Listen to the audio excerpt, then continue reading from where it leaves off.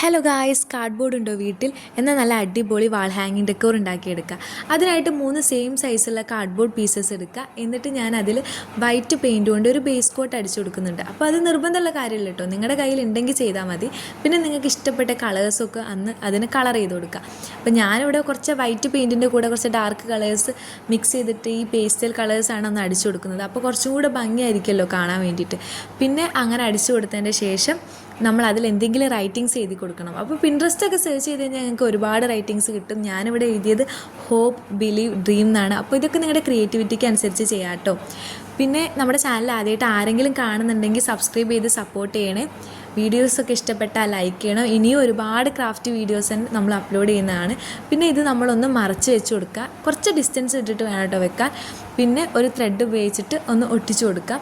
അപ്പോൾ ഞാനിവിടെ Cello tap കൊണ്ടാണ് ഒട്ടിച്ചു കൊടുക്കുന്നത്. പിന്നെ വാളിൽ തൂക്കിക്കഴിഞ്ഞാൽ നല്ല രസമാണ് കാണാൻ. അപ്പോൾ എല്ലാവരും ഒന്ന് ട്രൈ ചെയ്ത് നോക്കണേ. അതും പെട്ടെന്ന് തന്നെ നമുക്ക് ചെയ്യാൻ പറ്റിയ ക്രാഫ്റ്റ് അല്ലേ. Thanks for watching.